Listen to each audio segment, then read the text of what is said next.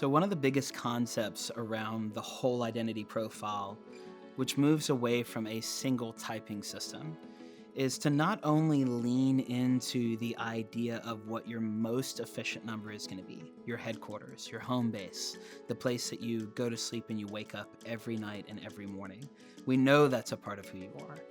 But we also want to talk about what is the experience as a human being when you encounter a number that may be very low for you? And what is the difference in that relationship between somebody who expresses a number high or efficiently, or they express it low or inefficient? What does it look like for us to have conversations around what happens to you if somebody interferes with your highest number? And what happens if somebody introduces your lowest number? Does it trigger you in a similar way, or can it have a trigger? What does it look like to be really efficient and really strong and really effective in a high number, but then be struggling to introduce or to utilize that number if it's low for you?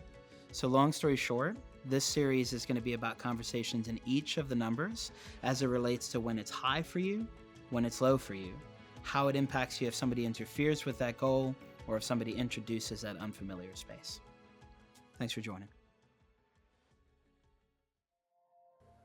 So let's talk about 5 energy. You know, when you think of 5, or most people say, oh, that person's got 5 energy, or that person is a 5, what comes to mind? It's the researcher, the investigator, the observer, the academic, the intellectual. Well, here's the thing. I'll tell you right off the bat at the beginning. The number one type that is attributed to me as a person is a 5 energy. And the 5 is my lowest number.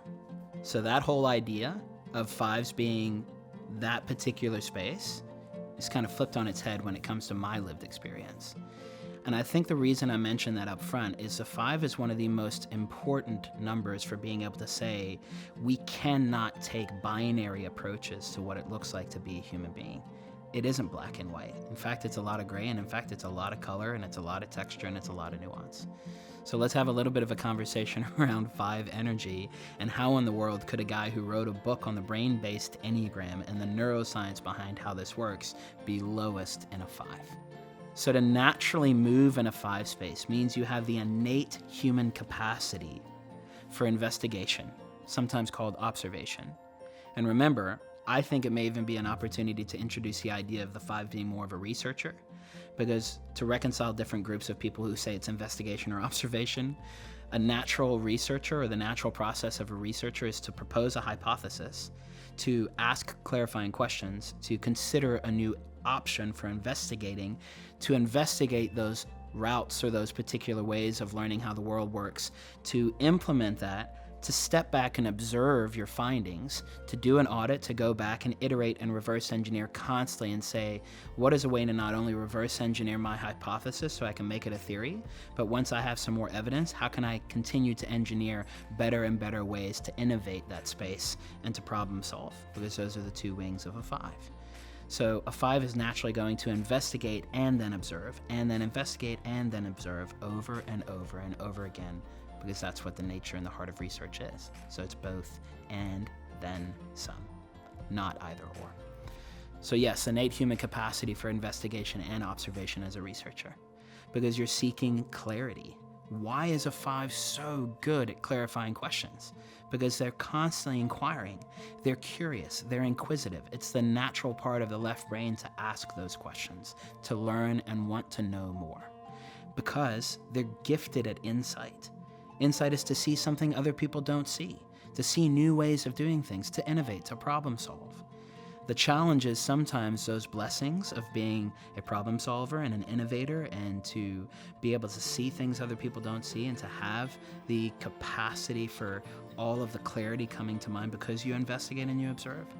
If it's overdone, or if it's unrestrained, now all of a sudden you're seeing things that other people don't see. And that can lead to paranoia or concern or obsessive compulsive natures. 5s are so gifted at asking questions and finding information, but here's the thing. If you're really high in a 5, trust me when I say this, you will never have enough information to achieve all of the clarity and the peace that you seek. Just like a 2 will never have enough love, a 4 will never have enough depth, a 7 will never have enough experiences, and a 9 will never have enough rest and solitude and stillness. It isn't about arriving at the destination. It's about experiencing the journey over and over again in healthier and healthier ways. But the 5, you can boil down to the space and the human experience where you ideate. You come up with those ideas. It isn't execution, that's a 1 energy. It isn't creativity, that's a 3 energy. It isn't imagination, that's a 4 space.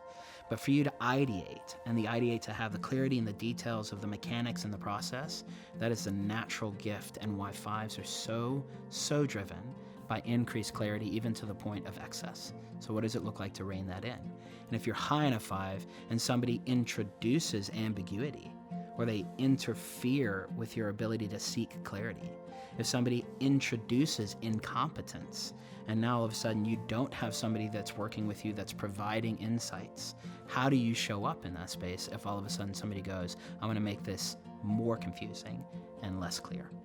Take into consideration, if that's you, what that shows up as when that presents. So let's look at somebody who's low in a 5 energy.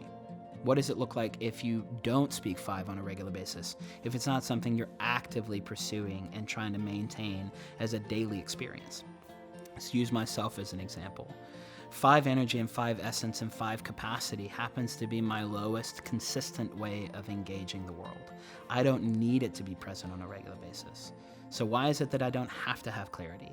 I don't have to have the innovation and the problem solving be in my life on a regular basis? Is it because I had a childhood wound, or I had a negative experience growing up?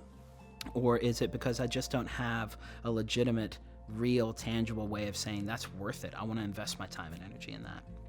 For me personally, I went to 11 different schools before I graduated high school.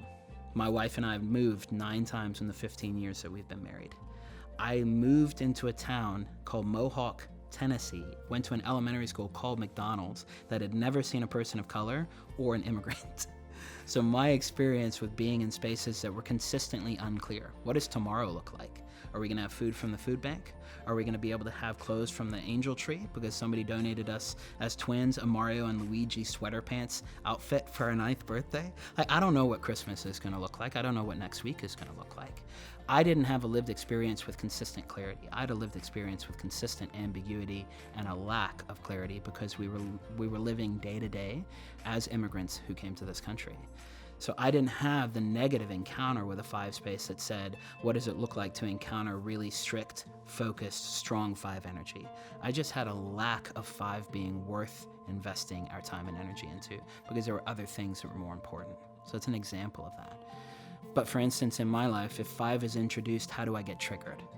As a clinician, one of the things that we have to do is be very, very focused on charting and documentation and electronic health records. And there are a few things on the planet that will drive me more up the wall than to sit with a patient who has been to 20 other providers, has no clarity on what's going on for them, and instead of talking to them, I'm typing on a computer having to fill out a chart. This is why when I work with people, I do not have a computer open. I'm present with them. Because as a strong 2 and a strong heart triad, my desire is to be in relationship with them and to understand in a compassionate and meaningful way what's happening in their life. I don't need to chart at that point. It's also why I'm not the best at taxes and I'm not the best at a spreadsheet. If I get into a space with pure data, just one-on-one, I can't have a relationship with that information. So to be by myself with that data is taxing. Case in point, to do the work like the brain-based Enneagram, to do the work like the research and understanding how to connect the dots, how to problem solve and innovate an entirely new process, like the whole identity profile, is fatiguing. So if you're low in a 5, going into the gym and exercising in that 5 space, we have to be conscientious as we engage in it, that when we introduce those spaces, it can be more fatiguing than we think. So to be able to do that in a technique like the Pomodoro technique, where I do 25 minutes on and 5 minutes off, can be a really helpful thing as I engage in purely data-driven spaces, absent of relationship and other human beings.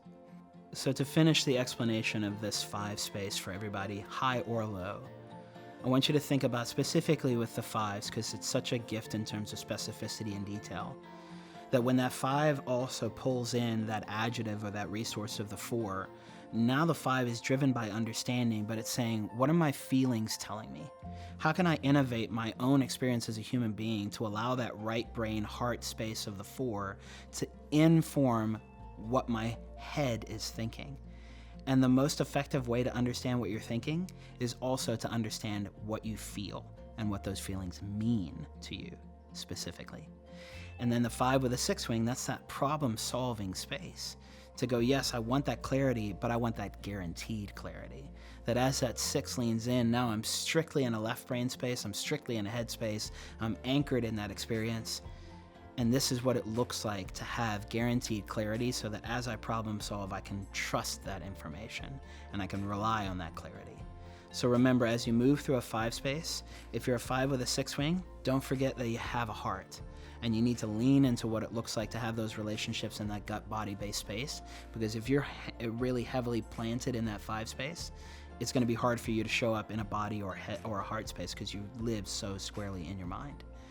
And if you're a 5 with a 4 wing, take into consideration, man, it can be really confusing sometimes to be leaning in and back and forth because it can feel like a bipolar experience. All of a sudden it's a heavy thinking space and all of a sudden it's heart and it's feeling. It's a heavy thinking space and man, it's heart and it's feeling.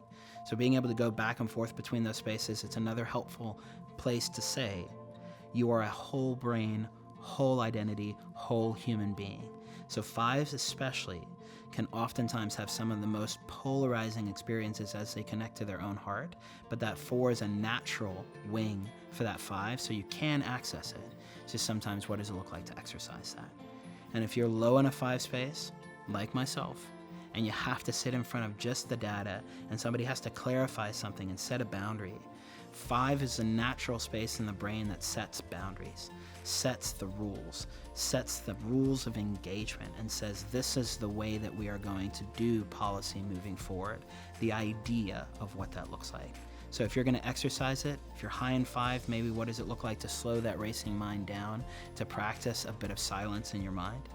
And if you're low in 5, what does it look like to go, can I lean into the space of where I come up with new ideas? And how do I ideate? And how can I maybe just put down one thing that might be something that's coming to mind in a specific way that is relevant to my experience as a person today? A couple of things to think about. Thanks so much.